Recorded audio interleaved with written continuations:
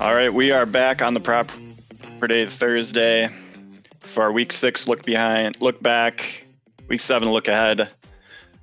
Rocking the Washington State hat today. Turncoat. Just because they beat Badgers football all the time, and shout out Dick Bennett, the second best Badger basketball coach.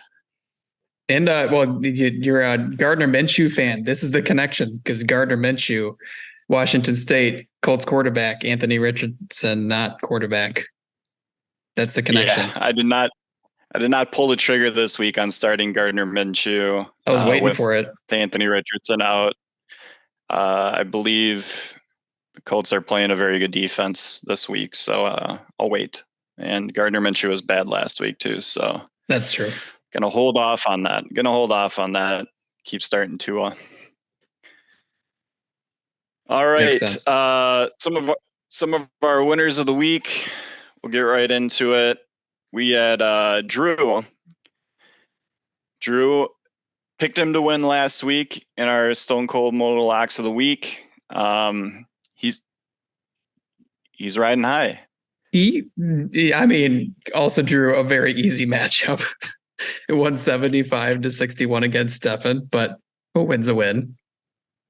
So that was one of the reasons why I was willing to give him winner of the week. How often can you only score 75 points and win your week? You gotta be a winner just for that. I have also reached out to Drew for comment about starting the Steelers defense on a bye. He's not responded to me. But that is the true sign of confidence in your lineup. You should win just for that, because he said, you know what? I'm not even going to worry about a defense. It's all good. I've got this. That's a winner move. Yep. Drew punted, no pun intended, on starting a defense and a special team. Just one whole position. Don't need them. We'll still beat Stefan. You got 5 points from Justin Fields, who got injured. His top performer was the guy that he swindled Nathan Rodabaugh for. Kenneth Walker. Yeah. An ugly win, but you got to give him credit. So this leads into a little sneak peek at the look ahead.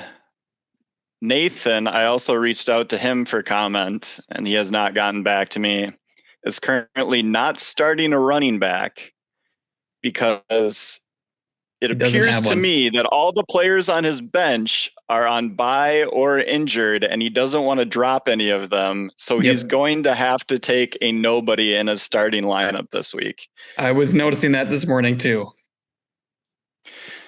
I personally, after looking at his situation, would probably go the Drew route and not start a defense or special team and pick up a running back. But he's going to have to take a zero somewhere in his lineup this week. So will Nathan go down having to follow the Drew method of just not having a player play this week and still win? You know what, Nathan? I dare you to do this. You can drop your defense. You have the Lions defense and the Cowboys are on bye. So drop the Lions defense. Don't start a defense. Find some scrub running back to start and see if you can beat Libby that way. I will have so much respect for you if you do this. That is the true respect. Even more respect than not starting a running back, because there's running backs out there. Yeah. Just prove to the league that the best team in the league doesn't have to start a defense or special teams. Prove that your early success during the year wasn't just because of your defense and special teams. Yep. And just win based on your lineup. Yep. Your please actual do this. Offensive player lineup. You will have my respect. Genuinely. Yep. Yes. Crazy respect. Another winner of the week, just skyrocketing up my power rankings, my personal power rankings and our power rankings, Seth. Sneaky good team. We've kind of been hinting at it over the weeks, but sneaky good team. I'll admit that I've looked at his team as a potential trade target for me to potentially take one of his players, because he doesn't have any good running backs, but man, does he have good wide receivers. He doesn't. He's I would call him the late bloomer of the league, because he got Cooper Kupp a couple weeks ago. who is, I mean, he's got Cooper Kupp and Stephon Diggs and DJ Moore in his starting lineup, and any of those players would be a wide receiver one on any other lineup, and he's got all three of them. So that's kind of the recipe for success. DJ Moore might not be doing too well with the Bears starting quarterback situation, but That's true. We'll see. Either way, Seth is good, looking good. Yeah, very good. Losers of the week, got Stefan, who has now taken my position as the worst team in the league. Kind of has to be that way. It's been a rough last couple of weeks for Stefan. And then Lucas, who usually has a very solid team. This is one of the worst Lucas-led teams I've seen in a while. He's on a losing streak. His team's not very good. He's starting Josh Dobbs as his quarterback, who in his profile picture looks like an alien. And just Jonathan Taylor, I don't think he's the guy. I think you should probably get rid of him and start trying to turn this around by moving some players around. It's tough because you do see the potential in his lineup. And I do feel bad giving him Alex Madison, who is just kind of sucks, but it's just not working. I don't know. We'll see if you can reverse jinx him back into contention, though. I mean, Derrick Henry had a solid week last week. He had 18 points. So it has now become a pattern of I'm right for hating Derrick Henry and thinking he's bad now, and then I'm wrong the next week. So if that trend continues, he's going to be bad again this week, but he's on bye, I believe. So technically he will be bad. He's a 0-point player. So I win again. We'll see if he's good after his bye week. It's the even week magic. Yeah. Best performances from a player standpoint, it's Amon-Ra St. Brown, correct? Oh yeah. I can only imagine how happy Libby is just with his team and the players that he has and the team that he roots for. Yeah, and the Lions, they're solid. They take terrible draft picks and still win all the time. Good luck trying to start Jahmyr Gibbs, Libby. We'll see if he actually even plays. This is his currently week. In the starting lineup. Drew had his trade turn out, Kenneth Walker. Yeah. I think he had about 18 points. I like Derrick Henry. I go back and forth on this trade every week, because when I was looking for winners of the week again, I happened to look at the two rosters again, analyzing Nathan and Drew's teams, and I can't make the trade make sense in my head again. I was in Washington. It all made sense sitting with them. I get back, I sit around for a week, I look at the rosters, and it doesn't make sense again. Yeah, I don't know. I still think it was bad for Drew. But Cooper Kupp, the great white hope, is back. and the other great white hope, Adam Thielen. The two best wide receivers in the league. two best white guys. Great. Love to see it. And then our petty picks of the week for stupid players that helped lead their teams to victories. We've got the kicker, Brett Maher. Who had 16 or 17 points. And then Justin Tucker. I love that we both did that without even rehearsing it. Oh, yeah. Justin Tucker, 19 points. And then how can you not put the Steelers defense and special teams winning on their bye week? I love that you did this. But hey, they're not going to score you negative points if they're on bye. Yeah. A winning defense with 0 points. It's better than negative points. Yeah. You could have started a lot worse defenses. Worst performance of the week. It's hard to find just individual players when everyone in the league from a team standpoint is so terrible. So pick two teams, the Chargers. Man, what a terrible Monday night game. Yeah. Unfortunately, ended up watching most of that game. The Chargers are brutal. They're not a fun team to watch. They're the AFC version of the Vikings. Yeah. Oh, well, they have a much better quarterback, but that's true. Yeah. Arizona finally going into full tank mode. They're soon going to be owned by Caleb Williams. Oh, nice. Yeah. Even though it's currently illegal for teams to do that. Calvin Ridley has been terrible. I know this because I have him in other leagues, and boy, oh boy, has he been disappointing. The Jags keep winning, though, and Calvin Ridley is either important or not important at all, and they still win. Another guy I have in other leagues and who's been really bad and kind of messes with your mind is Dameon Pierce, running back, Houston Texans. Houston Texans are scrappy, pretty solid offense. CJ Stroud, leader of the Stroud boys. He's good. Their running backs, terrible. I would add that just starting any Texans player outside of CJ Stroud is tough because 1 week Nico Collins is like 40 points and then another week he's 0 points. And I think same thing with like Robert Woods and the other guy that you had. Tank Dell. Tank Dell. Stay away from the Texans pass catchers or pass runners because they're not good. Robert Woods last week, one catch, 14 yards, one touchdown. It's ridiculous. Like a tight end. I wish I could start him at tight end. That'd be incredible. Anything else from the week that you wanted to touch on? I hate my team. That's all that I want to say. I didn't even put up much of a fight at all against Nathan, and I, just like the Vikings, I am realizing how sad it is to realize that my whole identity was Justin Jefferson, and I really despise my team. That's tough. My team's back, baby. I don't want to say it too soon, but finally scored over 100 points. We'll talk about it later in the power rankings, but I was able to talk some trash with Wes, so that was enjoyable. If I could pick one team in the league that I enjoy beating the most, it would be Wes's team.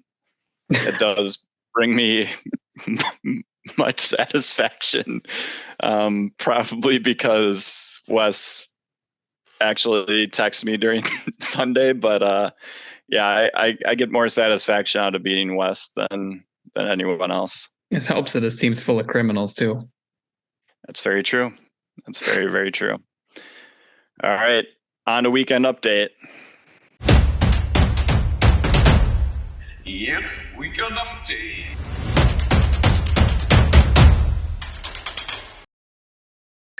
Flag football will be part of the 2028 Olympic Games in Los Angeles after it was approved Monday in a vote by the International Olympic Committee. The news has been well received across the NFL, especially by Seattle Seahawks wide receiver DK Metcalf, who thinks his skill of drawing flags is ready for the international level. Oh, nice. Got to read the news story to get that one. Well done. Former NFL star receiver Antonio Brown was arrested in Diana Beach, Florida on Sunday for allegedly failing to pay child support to the mother of one of his children. If convicted, Brown stands to face some time in prison and a spot on Wes Franson's starting lineup. There it is. Love it. Lean into the bet. Yep. Yeah. Colts nose tackle Grover Stewart, one of the NFL's top run stoppers, has been suspended without pay for 6 games for violating the league's policy on performance-enhancing drugs. His recent behavior had reportedly become frantic, erratic. Oftentimes he was in another world. He would be overheard talking to garbage cans, reciting the alphabet over and over again. And once he was heard yelling to his agent on the phone, "Just tell me how to get to Sesame Street." I was trying to write the Sesame Street Grover joke and you did it. Well done. Man, you all the ones that I didn't decide to do, you nailed. Well done. Glad. Good planning. The Vikings are singing a different tune this week thanks to some stifling defensive play as a critical 2-minute drill on offense, and in addition to pregame music inside their locker room. In hopes to draft off the success of the Texas Rangers, who have been listening to Creed as their pump-up music in the clubhouse, the Vikings decided to also crank up the Creed, rocking to the song Higher before taking to the field on Sunday. Tim can also be heard singing Creed to himself before Viking games and setting his fantasy lineup singing, "Hold me now, I'm 6 feet from the edge and I'm thinking maybe 6 feet ain't so far down." Stat. That's what I have to say to that. Stat. I'm glad you did that one. That was Creed was cool, and then when it wasn't cool, and then when it was cool again, and then it wasn't cool, and then it was cool again. What a wild ride. Thank you, Creed. Thank you, Vikings. Brett Favre has a solid theory on why offense is down in the NFL. In an interview with Jason Whitlock on a fantastic show, he points to the lack of preseason play and players moving around on too many different teams as the reason for lack of offensive success in today's league. When asked how this could be fixed, he answered simply, well-funded college programs. Favre. Gotta at least have a Favre joke or a Rodgers joke. Yeah, always. This week, Tyson Bagent will go from running the scout team offense to assuming the role of starting quarterback in place of Justin Fields, who is doubtful to play against the Raiders in Week 7 with a dislocated right thumb. This final promotion will complete Bagent's journey from D2 quarterback to NFL starter. This follows another meteoric rise in the news as Nathan Rodabaugh attempts to complete his journey from baseball card salesman to fantasy football league winner. Oh, that's great. You really took us on a ride there. There's that graphic on the league home which tells you like where people rank, and his number is still like it's from 12 and it goes all the way to 1. It's wild. Also, did you know that people are calling Tyson Bagent Teabag? That's his nickname. That's a fun fact. I like it. Well done.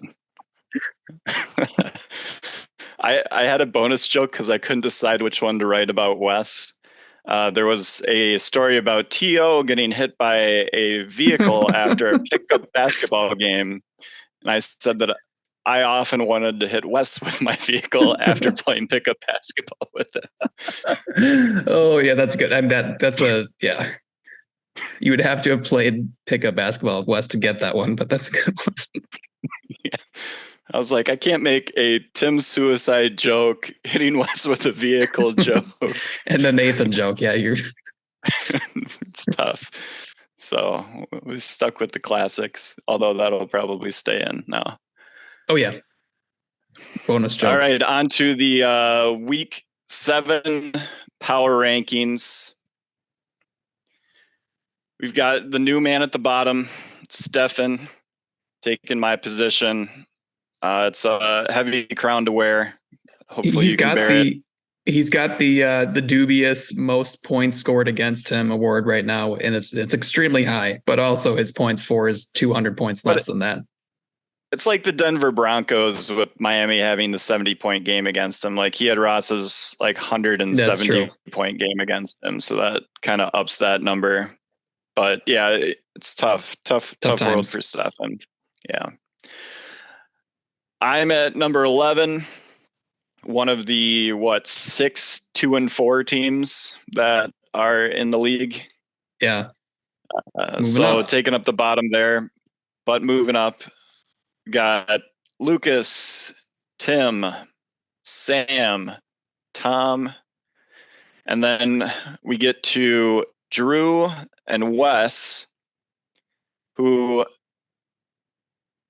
I had. So according to the standings, according to points for, points against, you could argue that he should be in Libby's spot at number 4, but he lost to me. So you have to get knocked down. Okay. Gotta beat the bad teams. It's not like he ran into a buzzsaw or anything against me. I only scored like 100 points. So Wes, you're down to 5. Libby's at 4. Libby has Seth- been either in the number 3 or the number 4 spot all league long. I feel like we're always putting him here, and I want him to take. Well, Maybe he's 3-3. What are we supposed to do? I know. Well, I think he loses if and he wins. He loses and he wins.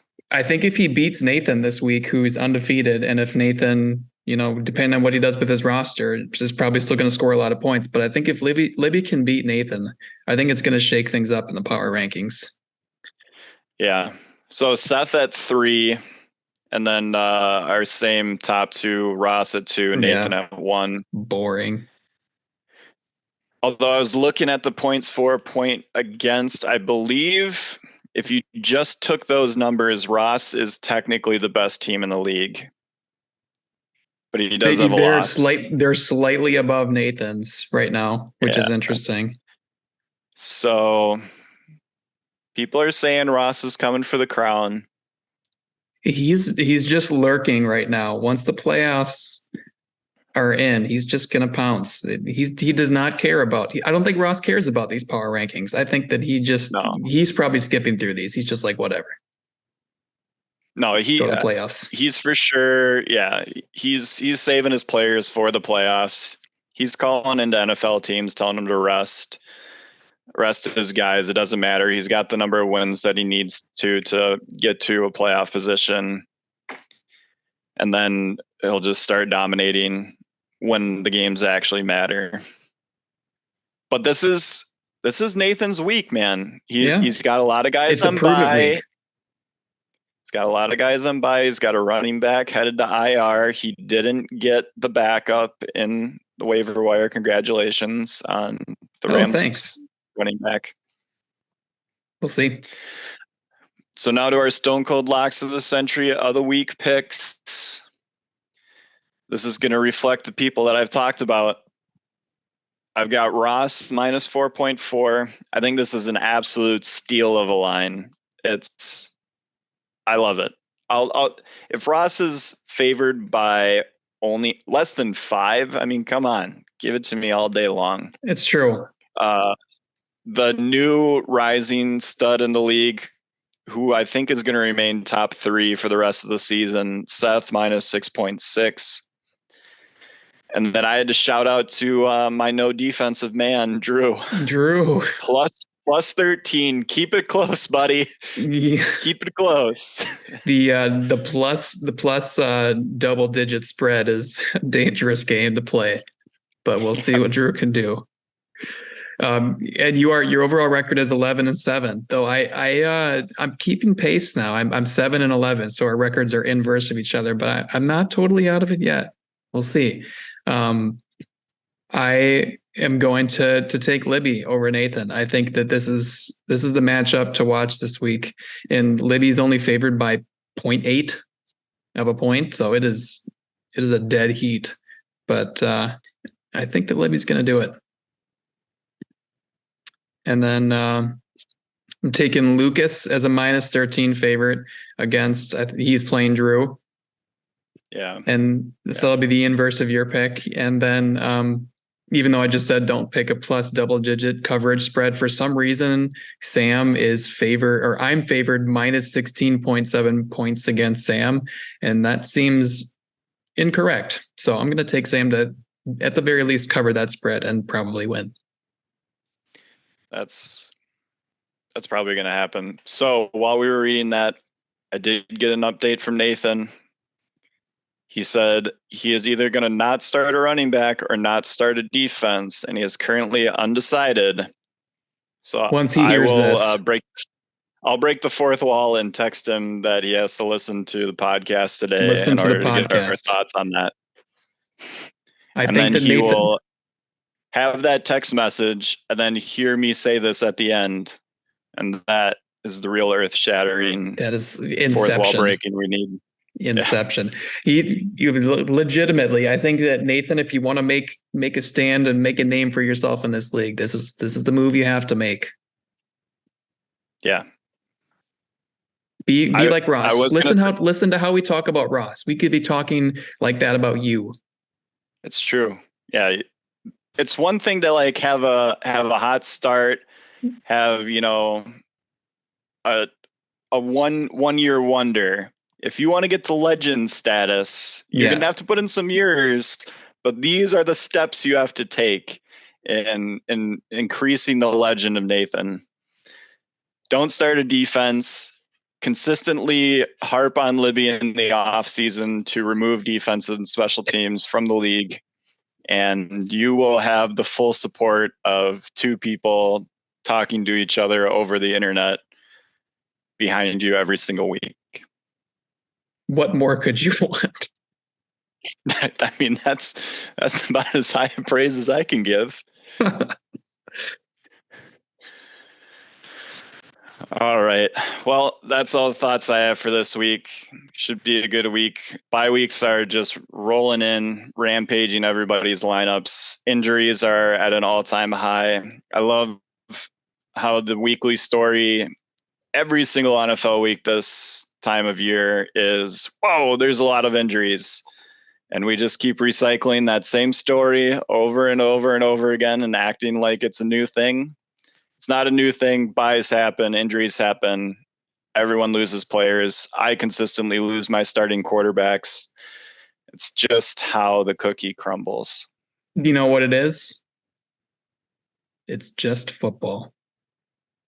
Ooh, what a transitional football moment. That's just what you have to do. Grind it out. Neck roll. Grind. Football. Football. Good job by you.